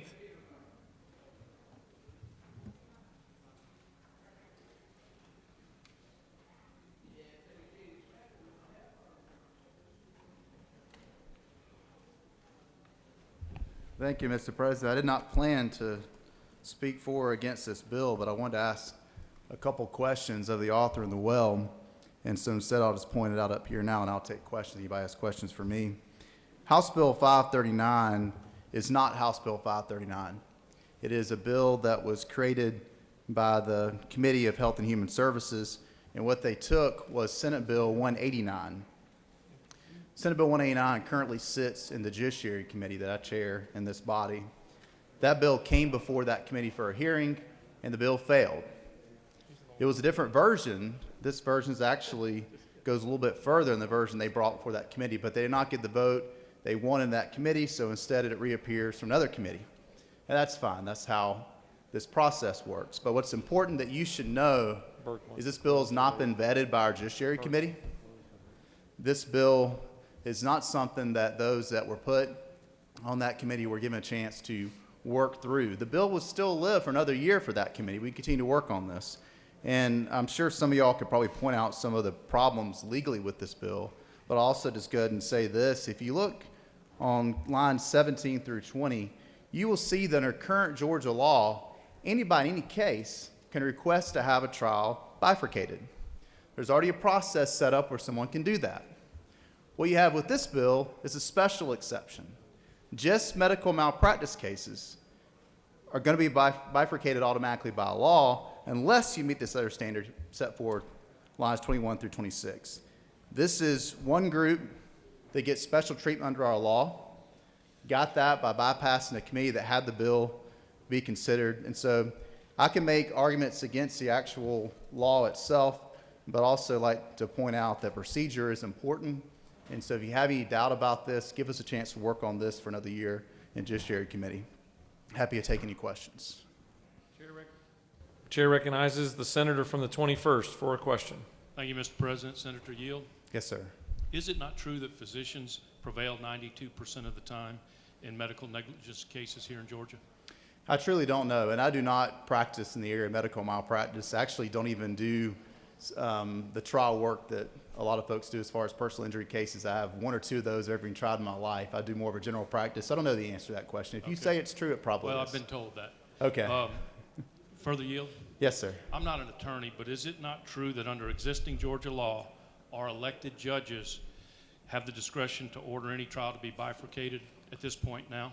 Yes, sir, and anybody can look at that on lines 17 through 20 of the current law. That's correct. Okay, thank you. Thank you. Do you continue to yield? Yes, sir. Chair recognizes the minority whip, senator from the 22nd, for a question. Senator Yield. Yes, sir. Just to reiterate, is it not true that this bill actually does a special carve out for just one area of the particular law and that it won't apply anywhere else? This shell provision that exists? That's true. All right, thank you, Senator. Chair recognizes the senator from the 26th for a question. He's been busy today. I'm doing my job. With Senator Yield. Yes, sir. Senator, isn't it true that when you talk about this bill, and you're talking about delivering babies, that if we do Medicaid expansion, we will have money to see about a lot of these folks who the doctor is talking about? That may be true, Senator. This bill, of course, has nothing to do with that, but that may be one argument to make. Yeah.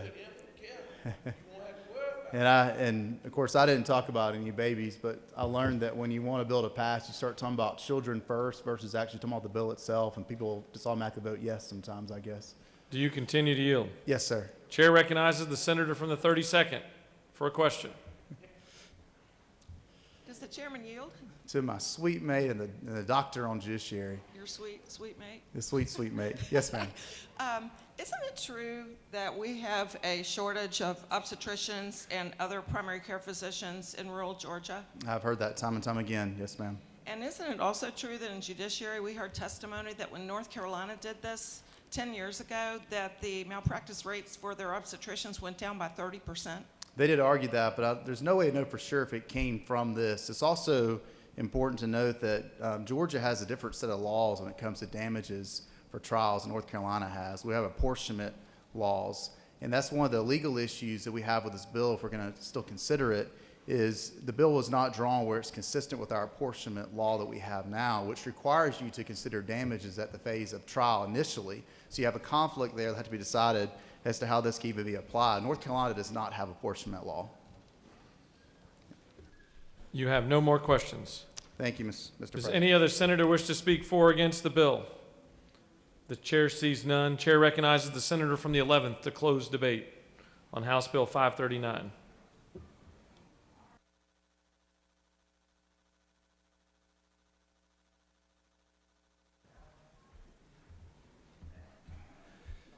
Thank you, Mr. President.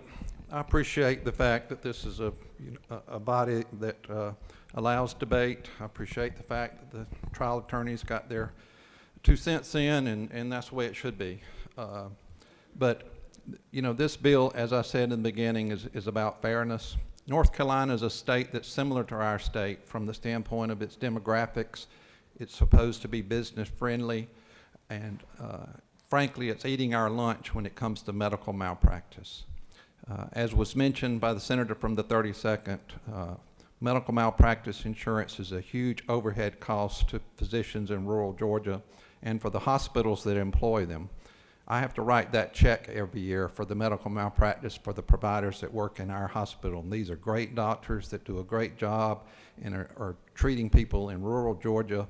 Certainly something they're not being compensated for like they would if they were practicing in metro areas. So I would appreciate your not letting this be a trial lawyer bill, but let this be a physician-friendly bill. Thank you. I yield the well. Senator has yielded the well and closed debate. The question is on the adoption of the committee substitute. Is there objection to adoption of the committee substitute?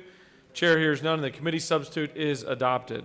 Is there objection to agreeing to the report of the committee which is favorable to the passage of the bill? The chair hears none. The report of the committee is agreed to. Is there objection to the main question being ordered? The chair hears none, and the main question is ordered. Questions on the passage of the bill by substitute. All those in favor vote yea. Opposed, nay. The secretary will unlock the machine.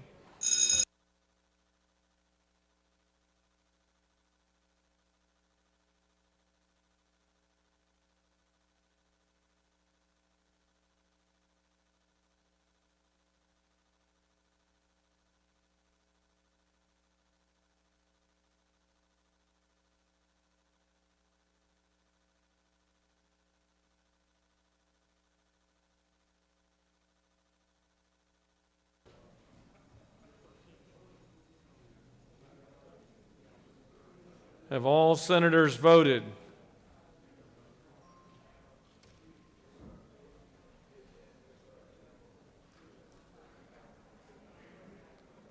Have all senators voted?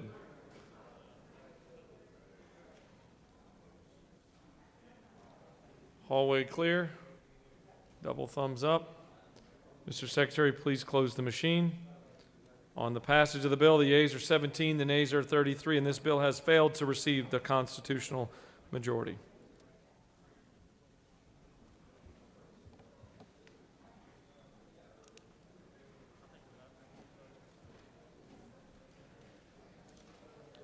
Mr. Secretary, can you please read the caption of House Bill 371?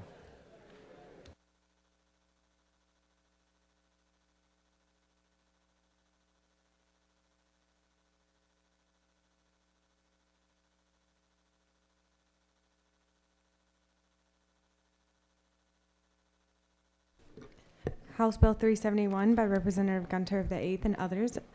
A bill to be entitled an act to amend Code Section 24-13-60 of the OCGA relating to order requiring prisoner's delivery to serve as witness or criminal defendant generally, expenses in prisoner under death sentence as witness, so as to provide that certain proceedings may be conducted by video conference, to provide for requirements for such proceedings, to authorize judges to order a prisoner's appearance in court, to provide that the attorney-client privilege shall be preserved, to provide for the maintenance of certain records, and for other purposes.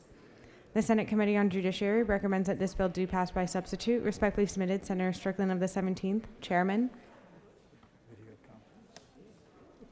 Senate Judiciary offers the following substitute to House Bill 371, a bill to be entitled an act to amend Article 1 of Chapter 13 of Title 24 of the OCJ relating to general provisions regarding securing attendance of witnesses and production and preservation of evidence so as to provide that certain proceedings may be conducted by video conference and for other purposes. This completes the order, Mr. President.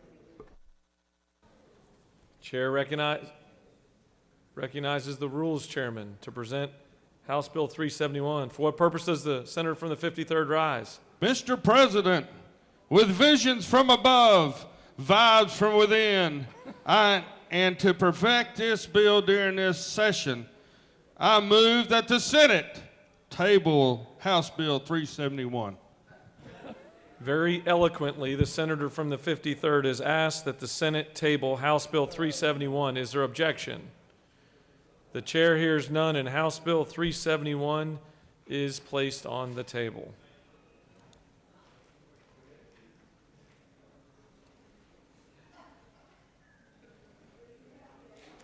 Mr. Secretary, can you please read the caption to House Bill 67?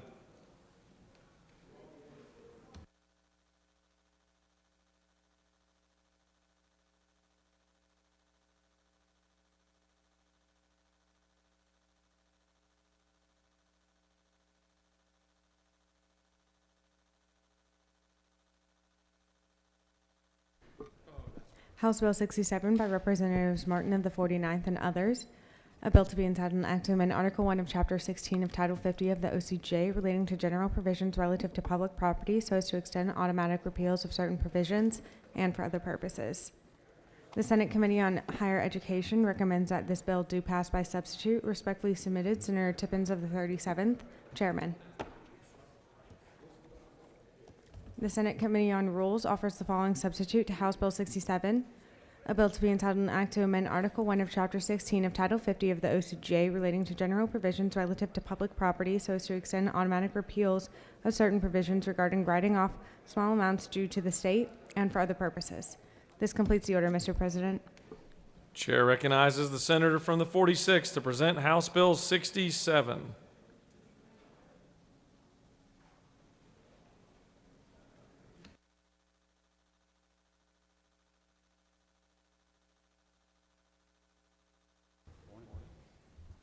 Thank you, Mr. President. Ladies and gentlemen of the Senate, this may sound a bit familiar. We presented this bill, the Senate version of it's the non-lapsing revenue or tuition carry-forward bill for the University System of Georgia.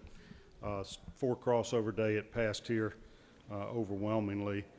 Well, actually, I'm wrong. It didn't pass here because of some concerns in the Higher Education Committee. It passed the House and came over, and we vetted it very closely with our Higher Ed Committee.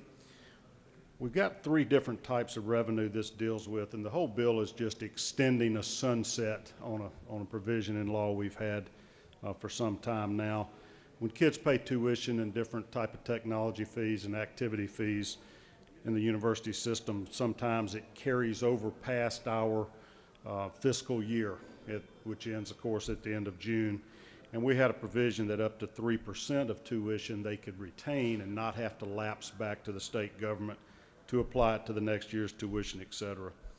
As it was being vetted in our Higher Ed Committee, we discovered that there are some relatively large account balances of these non-lapsed funds that have accumulated over the years, and they're used for a variety of reasons by the university system.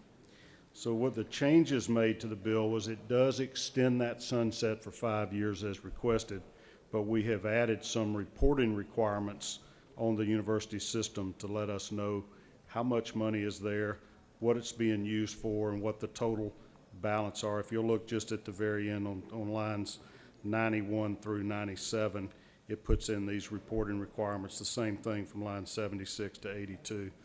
So essentially, we're asking them to give us a report each year of all non-lapsing revenue provided for from the preceding fiscal year, what the anticipated plans are for the use of these accumulated non-lapsing revenue funds, the actual expenses that they have paid during the previous year, and also what the cumulative balances are of these different funds.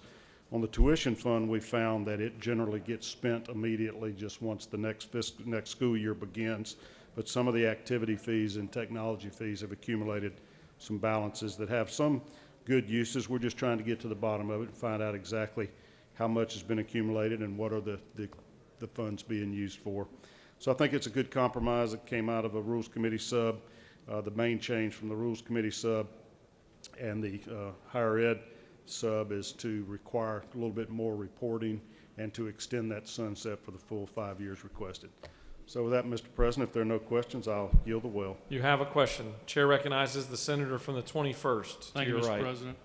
Can you touch a little bit on this reporting? Is this to the Board of Regents or is it to the Higher Ed committees of the Senate and the House? Okay, if you'll look here on, this is on the Rules Committee sub. If you look starting at line 76, it goes to the governor and the chairperson of the House Committee on Appropriations, the chairperson of the Senate Appropriations Committee, to let them know what's being used. It does not go to the Higher Ed committees. Okay. And this is for technical colleges as well as the University System of Georgia. Could you expand, further yield? I'll be happy to. Could you expand on why we went from 1 year to 5 years? What's the reasoning behind that? I know there's going to be reporting, but that's what it's done in the past, is go in 5-year periods. And of course, that's Senate Finance Committee in particular likes things to sunset in 5 years to be reviewed. But other than that, I don't have any that was not at my direction or request. Just give a little Senator, certainty. we're Be glad talking to yield. about a large sum of money here. I've been Yes. told somewhere in the $700 million range. When you look at the accumulative of all the 31 or 33 institutions that we have in the state, the total is over $700 million that is accumulated in these fund balances. I don't know how quickly it's spent, but we're hoping to get to the bottom of that with this. Thank you. Thank you, Senator. You have no more questions. Thank you, Mr. President. I yield the will. Chair recognizes the senator from the 37th to speak to the measure.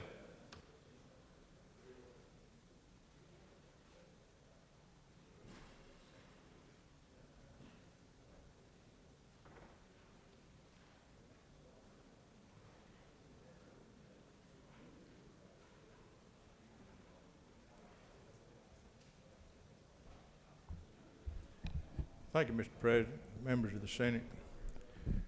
I've got grave concern about the changes that were made to this bill. I'm not saying anything's wrong. I'm not saying anything's right. I'm saying that about a month ago it came to my attention in Senate Bill 109. We were asked to give a 5-year extension to the sunset clause on the retained funds. I believe this is a special consideration that we have to take we have to consider, because constitutionally we're not supposed to accrue fund balances at the end of a fiscal year. They're supposed to return to the Treasury.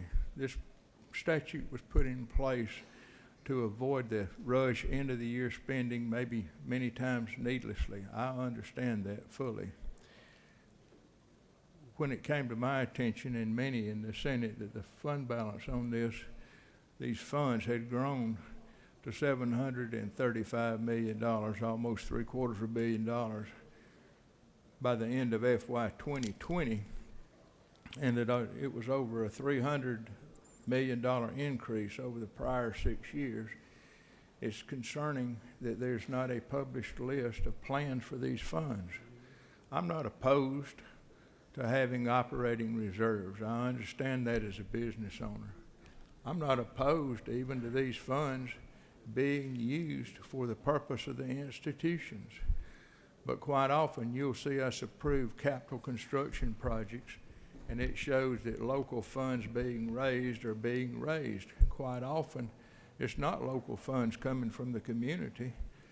It's funds that have been retained from student fees and student services, and also cost recoveries. The reason in committee we had asked for a 1-year extension of this statute instead of a 5, because we wanted to study it over a year's time. We mandated that all the information would be available. the Office of Planning and Budget be available to the House Budget Committee and the Senate Budget Committee. And we, in an effort to have total and complete transparency, this bill did not seek to cap the amount of funds that could be retained. It only asked that those funds be accounted for in the logical planning of future expenditures, and it would be a very transparent process. I've been told that it's pretty hard to get information as to how these funds both are generated and how they're spent. The biggest single fund source of this is in cost recoveries. And in many of these cost recoveries, especially in our research universities, they conduct research that is in turn sold to the private sector. And the funds for that comes back in goes into these funds. These funds are retained by the university, but many times much of the cost associated with the generation of that work product that's sold to outside entities is paid for through the general budget. I feel like transparency is the best way to approach this. I've not prepared an amendment, but I really felt like the original language in the Senate committee substitute looked after the financial interest of the state of Georgia. I found out Friday after the fact that this was being changed in rules, and I was not in rules. That's my problem. I don't have any problem with the universities going forward, but I truly believe that we need transparency. $750 million is a lot of money, and I think we need to have a very clear plan from the inception as to how these funds are going to be used. Mr. President, I yield the well. Senator has yielded the well. Does any other senator wish to speak for or against House Bill 67? The chair sees none. For what purpose does the pro tem rise? Chair recognizes the pro tem to speak to the measure.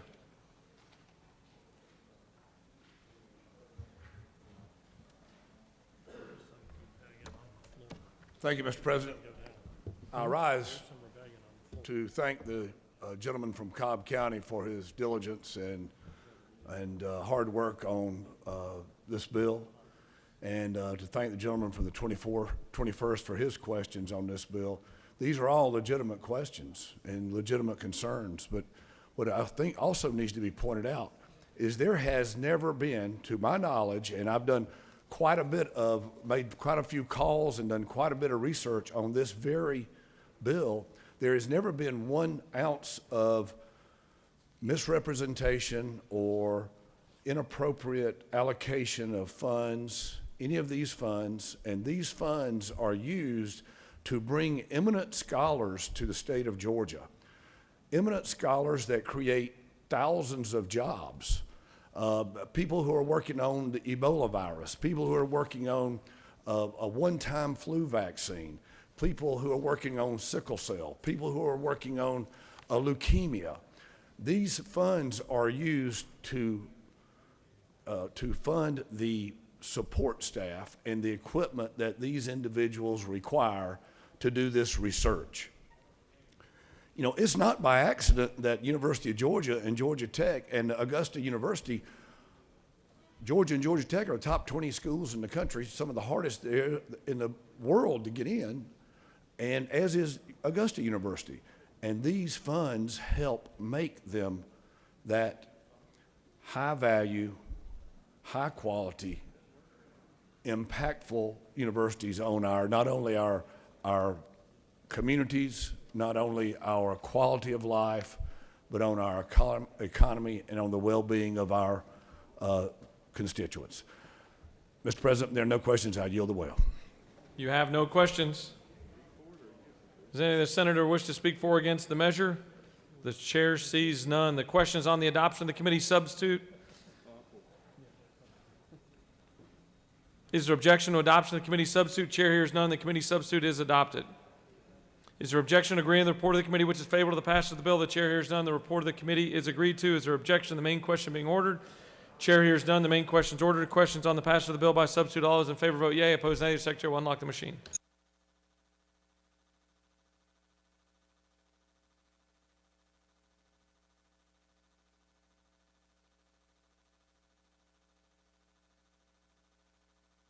What purpose does the pro tem rise? Parliamentary inquiry. State Mr. your President. inquiry. Isn't it true, Mr. President, that a green vote on this bill is good for Georgia and good for our universities?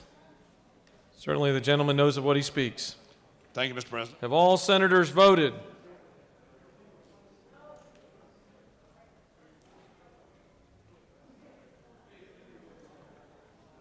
Have all senators voted?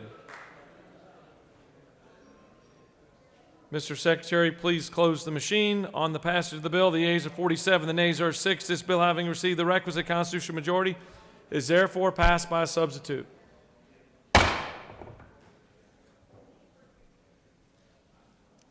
Mr. Secretary, can you please read the caption of House Bill 355?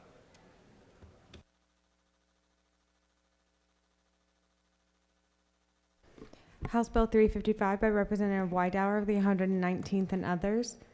A bill to be entitled an act to amend Article 5 of Chapter 6 of Title 12 of the OCGA relating to Georgia Carbon Sequestration Registry so as to provide for the inclusion of building products and construction on the registry and for other purposes. The Senate Committee on Natural Resources and the Environment recommends that this bill do pass. Respectfully submitted, Senator Harper of the 7th, Chairman. This completes the order, Mr. President. Chair recognizes the senator from the 7th to speak to House Bill 355.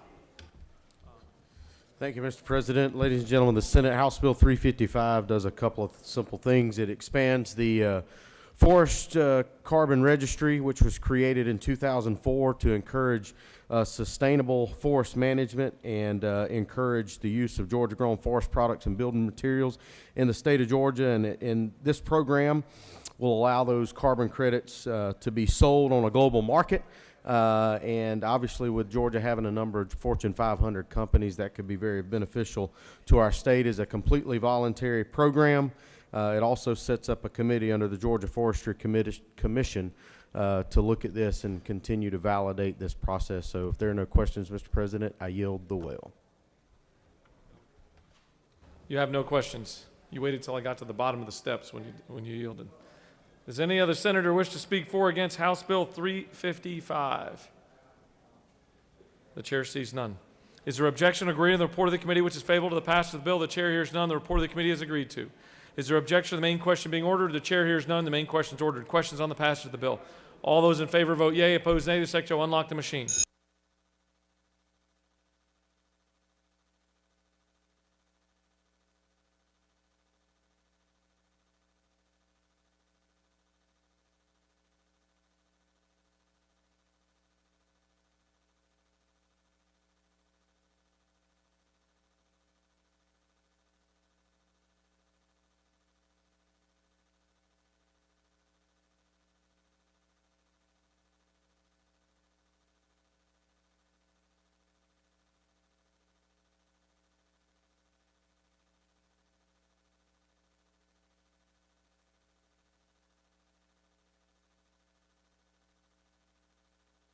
Have all senators voted? Mr. Secretary, please close the machine. On the passage of the bill, the yeas are 52, the nays are 0. This bill, having received the requisite constitutional majority, is therefore passed. Chair recognizes the majority leader for a motion. Thank you, Mr. President. I move that we table the remainder of the rules calendar. The majority leader has moved that we place the remainder of the rules calendar on the table. Is there objection? The chair hears none, and the remainder of the rules calendar is placed on the table. All right, we're going to take a 30-minute lunch break. Lunch is out in the hallway, unless you've already made arrangements for different food. We'll be back in 30 minutes, 12:30. We'll stand at ease.